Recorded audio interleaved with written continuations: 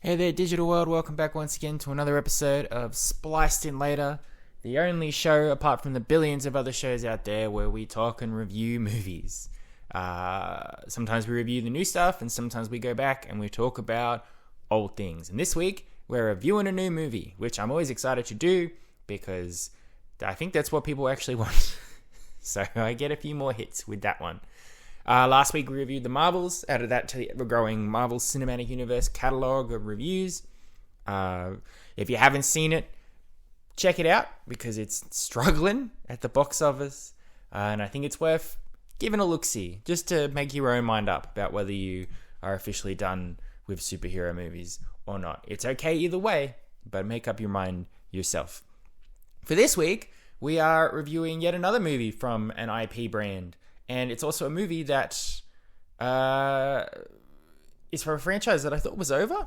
But here we are again. The last movie came out in 2015, so it's almost been 8 years. I believe it's based on a book that came out after the franchise was over. I don't really know. Cards on the table as we get into this. I know very little about the book inspirations for this franchise. I haven't read them particularly well. I read each book once. I haven't read the book that this movie is based on, and I'm fairly indifferent to it, but I quite liked the franchise up until a certain point, so I was interested to see this one. So basically what we're reviewing today is The Hunger Games, The Ballad of Songbirds and Snakes, an absolutely messy title for a prequel movie that is before The Hunger Games. A little bit of unpacking of the original Hunger Games movies before I get into this, as I doubt I'll probably do any specific episodes about them. Feel free to come back and comment on here and say you were wrong if I do that in the future. So the first Hunger Games came out in 2012, and I quite liked it. It was one of those things I'd never heard anything about. I didn't know the book existed. I think one of my friends was just like, come see this movie. It's called The Hunger Games. I'm like, oh, what's that about? And it's like, oh, kids fight to the death in a battle royale for shitty rich people. I'm like, okay, cool. Interesting concept. And I was actually like pretty surprised how entertained I was. I remember this was my first proper experience with Jennifer Lawrence as an actor. I thought she was quite good. And I was really interested in the world building, this idea of Panem separated by 12 districts where the residents of the capital are rich. And then as you go down district by district, the poverty gets worse and worse. And then you get a boy and girl tribute from each district every year to participate in the Hunger Games, where they're thrown into this arena of death and destruction, which is violent and bloody and gory, and they have to fight to the death. But they also have to put on a show. A lot of what I liked from the Hunger Games was not so much the actual Hunger Games themselves, which I found to be disturbing, but in the right way, I suppose. But I guess what I really enjoy out of it is the propaganda, the traveling, the tributes trying to win over sponsorships and followers beforehand, where they have to go on TV and show off their skills. It's completely twisted, but it's really engaging to watch, especially seeing how those characters, obviously the original Hunger Games was about Katniss Everdeen, this rebel from District 12 who eventually starts a revolution against Panem and all of that stuff. But seeing her and her companion Peter Malark sort of trying to get people who discount District 12 as being poor and insignificant and never doing well in the Hunger Games, trying to get them to be like, oh, these are pretty, these guys are cool, we want them to win. Showing off their skills, their talents, in a world where they have these really big, extravagant characters. Like when you think of the Hunger Games, you think of Stanley Tucci as Caesar Flickerman, that pearly white-teethed asshole newscaster who's commenting on the games and really doing that showmanship that hosts of TV shows sometimes do, where it's like, ha ha ha, absolutely incredible. And then you've also got, depending on the district, the extravagance can change, you know? Donald Sutherland and his presidency, and all of them with their hoo la la di da. And then Woody Harrelson's just a drunk, and Lenny Kravitz is somewhere in the middle.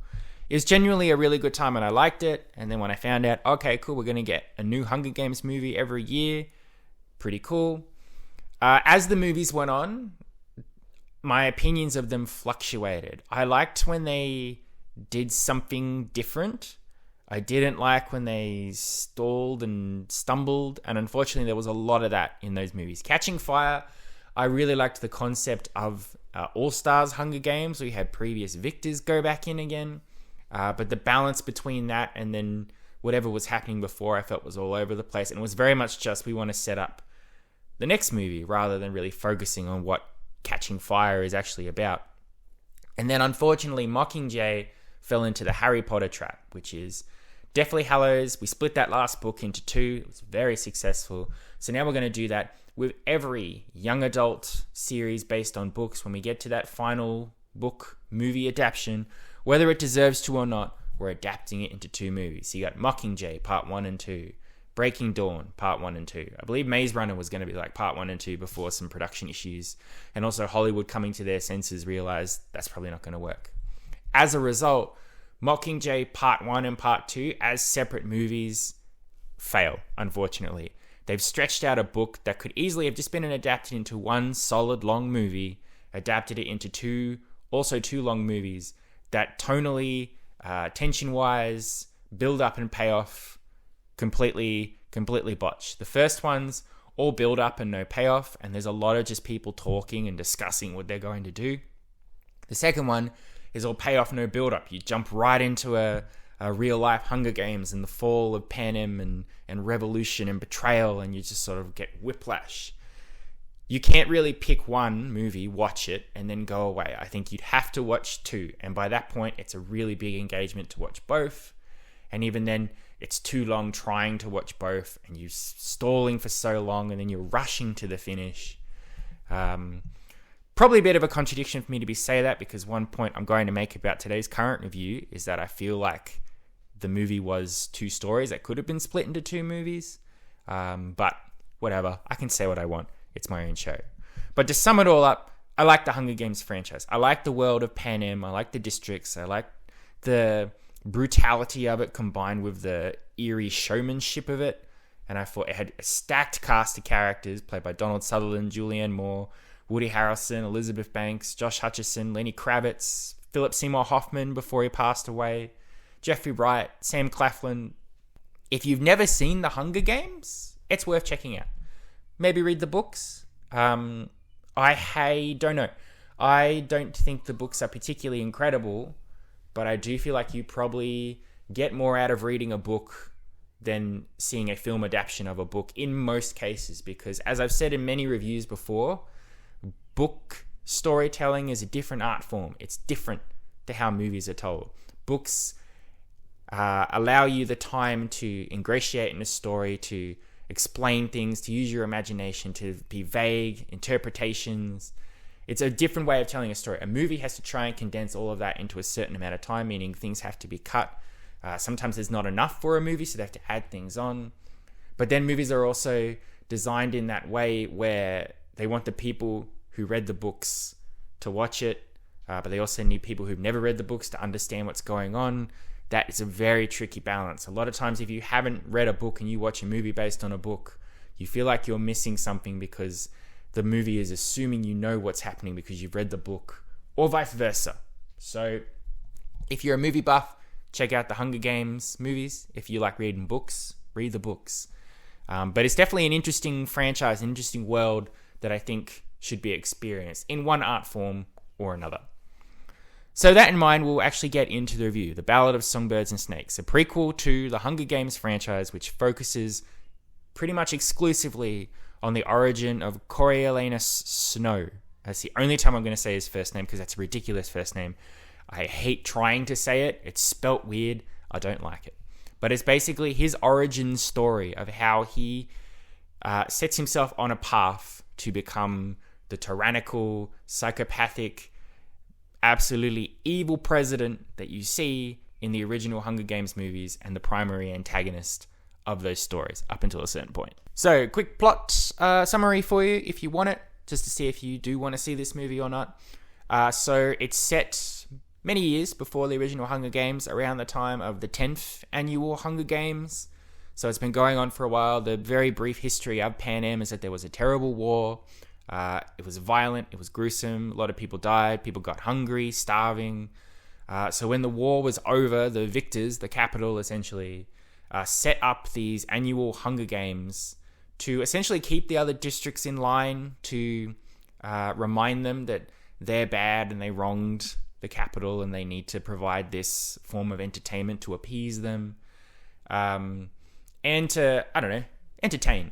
They want something to watch. It's like their Olympics. It's something they look forward to every year in a really weird, messed up way. But around the time of this movie, it's classic Hollywood style that we see today, where something's been on for a long time, ratings are sliding, so the capital's trying to think of new ways to get people to tune into the Hunger Games, to care, essentially. President Snow, he's not President Snow yet, he's just Snow. He lives in the capital. He's part of a family that used to be pretty big. Then his father died. Now they sort of live under an identity that other people see, where they're still rich and happy, but in reality, they're on really hard times. They're starving. They don't have very nice clothes. So Snow goes to this very prestigious school, and he's betting everything that on good grades at the end he'll get the prize money, which means he'll be rich and his family will be better off. But essentially, one of the villains of the film, Dean Highbottom, Peter Dinklage, essentially, he comes along and he says, we're doing something different this year.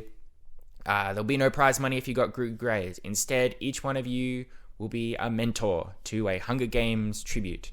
And depending on how that tribute does in the Hunger Games, how you mentor them will determine who gets that prize money. So in essence, it's the first ever time the Hunger Games have tributes and mentors. It's a big thing of the original Hunger Games. Woody Harrelson was a mentor to Jennifer Lawrence and Josh Hutcherson. Previously, he had won a Hunger Games, so now he gets to mentor them. In this instance, though, it's just be a mentor. Doesn't matter where you're from, you are just a mentor to a district person. And Snow, because for some reason Highbottom hates his guts, wants him to fail, so he signs him up to the girl tribute from District 12, Lucy Gray Baird, played by Rachel Ziegler, whatever. Snow, though, he's crafty. He's determined to get that money, so he tries to make the best of a bad situation. His goal is to make sure Lucy Gray Baird wins, and he gets that money.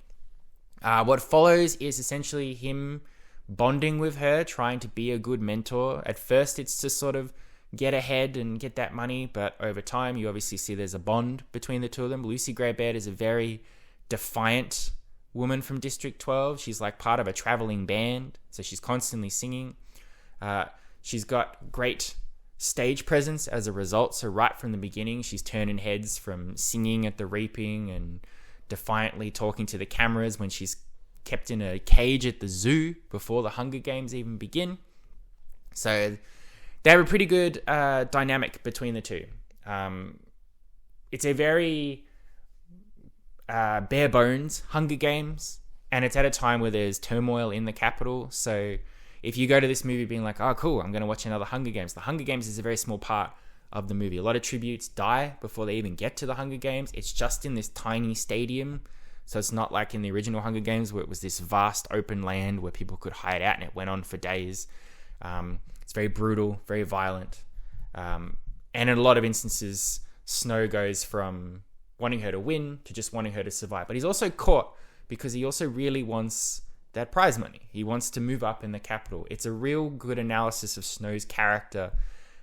Bits where he's a genuinely good person and wants to help other people, and where deep down he's self-serving and pragmatic in how things can benefit him at the expense of others. And I guess the movie as a whole is him accepting that as a part of him, but also you see a lot of denial in him blaming others and things like that. It's a very, very intense character study, which is quite good.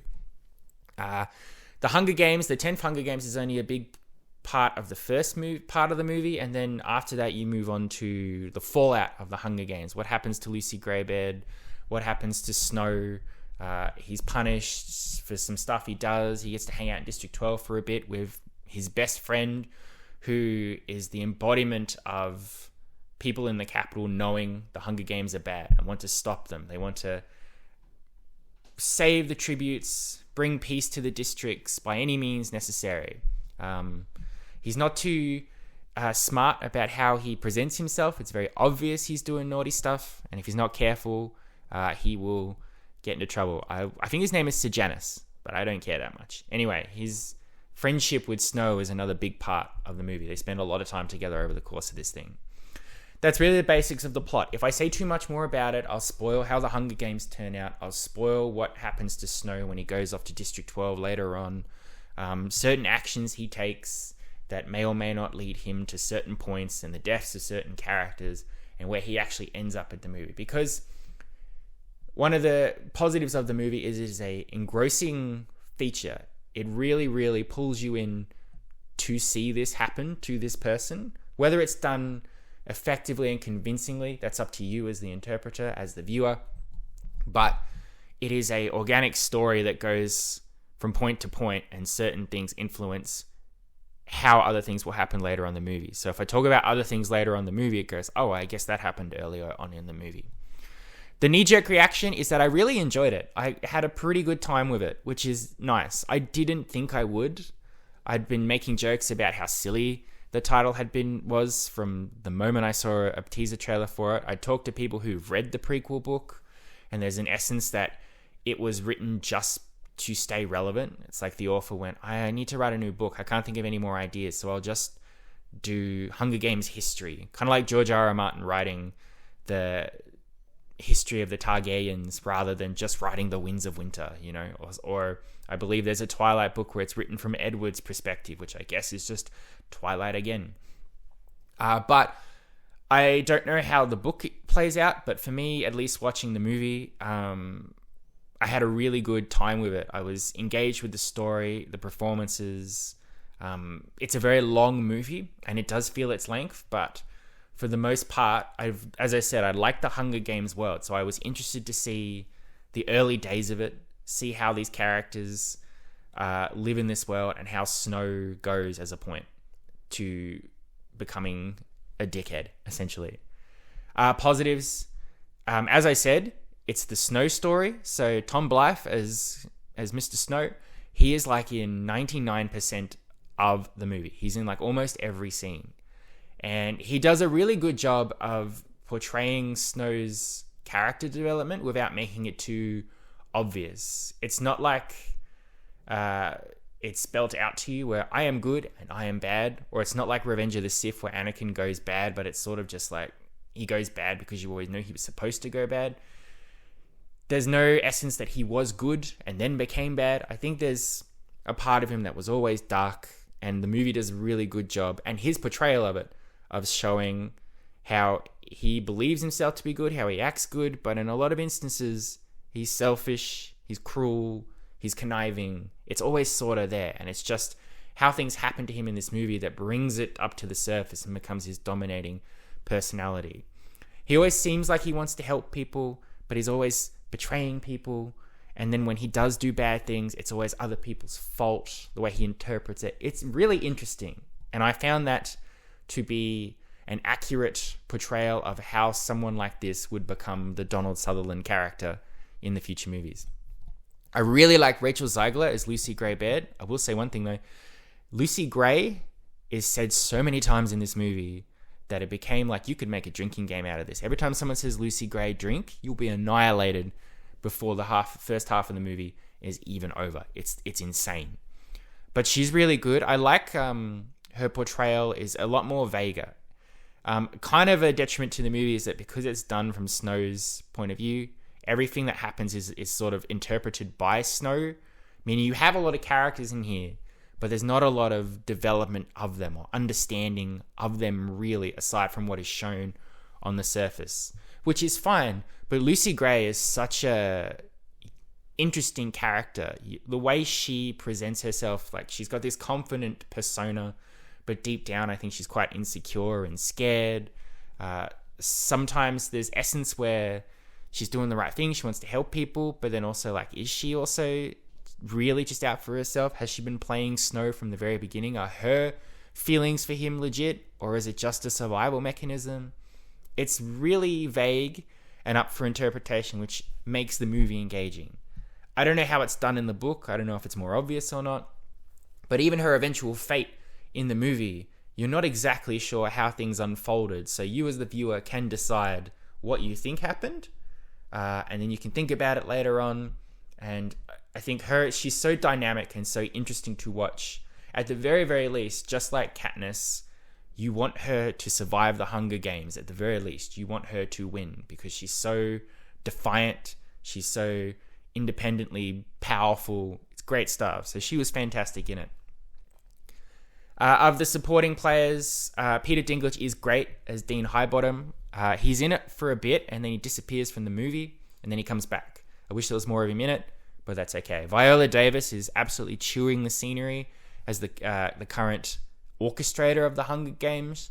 She's very fun to watch. I don't think there's much more to her character other than just, I'm weird and kooky. But the same can be said for most of the characters in here who aren't Snow, I guess. Jason Schwartzman as like Stanley Tucci Flickerman is probably the rare amounts of comic relief in this movie in like a black comedy sort of way. I really enjoyed his performance, but again, he's only in like the first half and then he disappears, which is a shame. And I liked the actor playing Snow's best friend as well. He had a very interesting character journey in here as well. There was more to him than just, I'm against the Hunger Games because they're bad. Because he is the son of the current president of Panem. So there's a lot of stuff going on there too, which is interesting. The direction is directed by the same person who's directed the previous Hunger Games, Francis Lawrence, I believe it is. So if you want your Hunger Games movies to have the same distinct style and feel, luckily you're going to get that. But it's definitely more darker and shadier than the previous Hunger Games. Everything's not out on the open. There's a lot of interesting unpacking of Panem's origins, what makes everybody tick. And I think a lot of that is by the direction to keep you interested and thinking. I heard someone say after we were leaving the movie that the tension was on point, and that's 100% true. The rising tension of how the Hunger Games coming, then them happening, and the fallout, and Snow, how he's going to react in certain situations is very, very intense. And I think that was done pretty well. And music. The music is great, and it really takes on the fact that because Rachel Zegler is a very talented singer, she sings a lot in this movie. And every single time she sings, I'm like, I want to listen to that on Spotify. It's pretty awesome. What stops the movie from most likely making it to my top 10 is it is a bit messy with its pacing. And I think the adaptation from book to movie, I think, is not seamless. There's room for improvement, I think. As I said with the previous Mockingjays, where I'm like, this should have just been one long movie. This is just one movie. It's 2 hours and 37 minutes. I don't want to say, it should be two movies after I just said that Mockingjay shouldn't have. But if there's enough in that one book to warrant two movies, then it's okay to do it. Just don't do it as obligatory because it's the end of your franchise or whatever.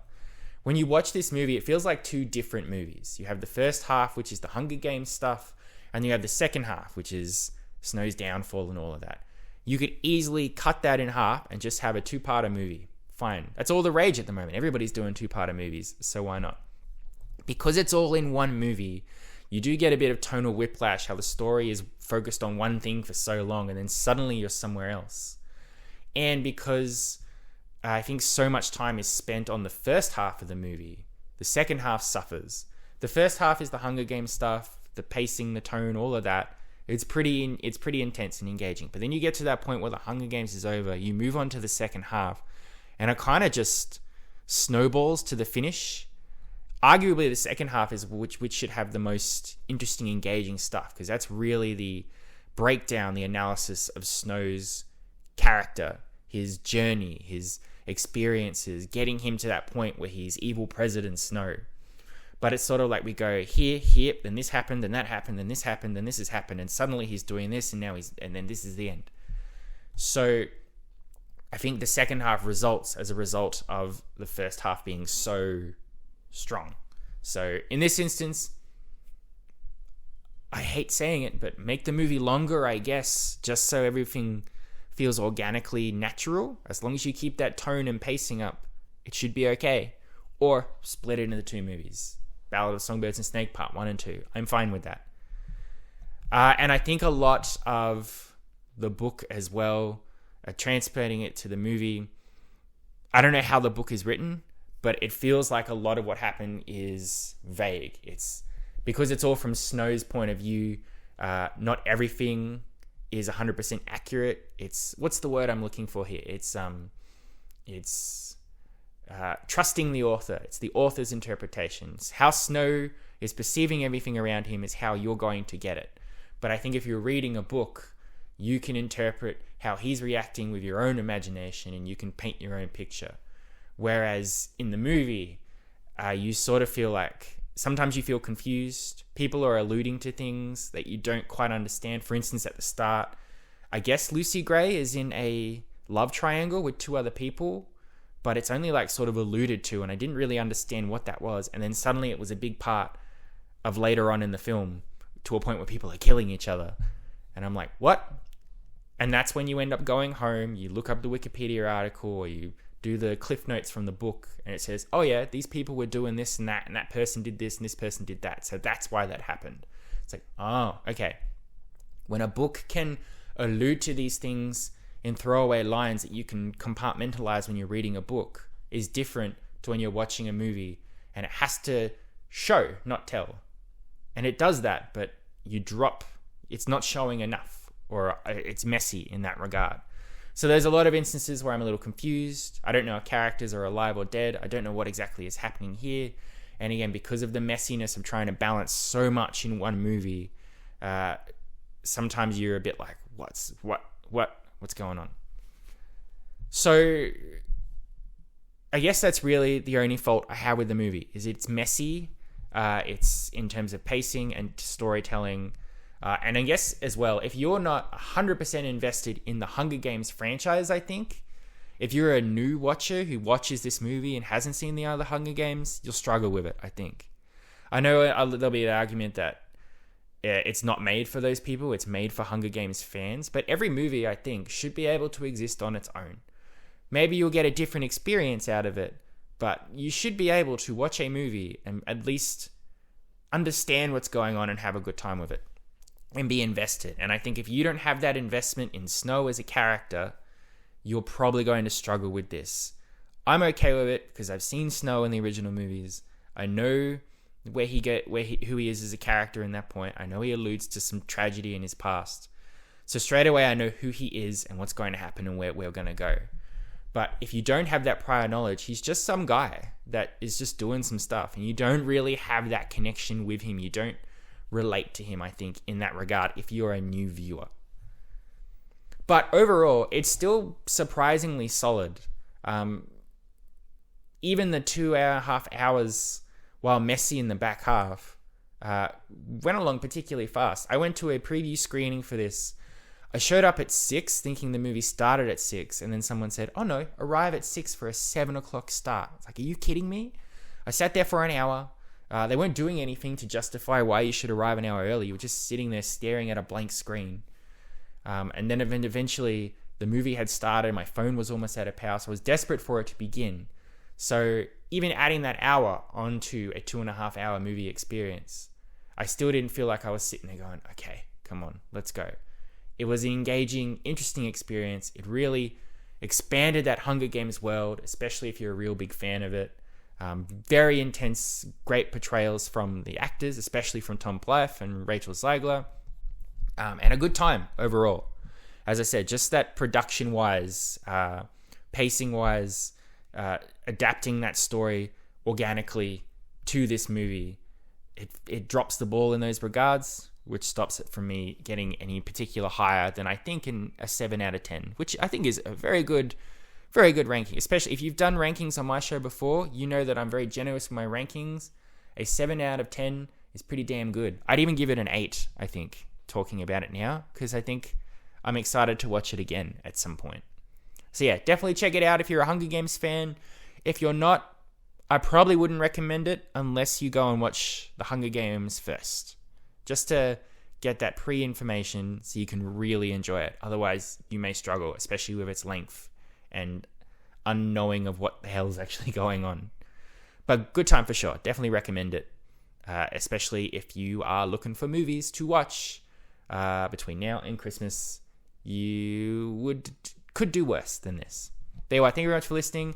I hope you've enjoyed. I know this review has run longer than expected, but I actually quite enjoyed talking about this one, which, again, it's a sign of a good movie, I guess, or at least an interesting movie. If they're terrible and you can talk about them for ages because they're so ludicrous, that's also good. It's when you struggle to say anything, that's when you know you've hit a dud. I will be back next week for just probably a regular episode. I believe I've only got a few regular episodes for the next couple of weeks, and then for the final stretch before the end of the year, got some new movies to review before we can finally release that top 10 movies of 2023. And I'm very excited to bring that to you, and I hope you're excited to hear that, because I work on it all year, so it would be nice if someone cared. So until next week, thank you very much for listening. I love and appreciate you, or it does mean a lot, whoever listens for however long. And go check out The Hunger Games, The Ballad of Songbirds and Snakes, if you want. You've been spliced in later. Adios, muchachos. I'll catch you next time.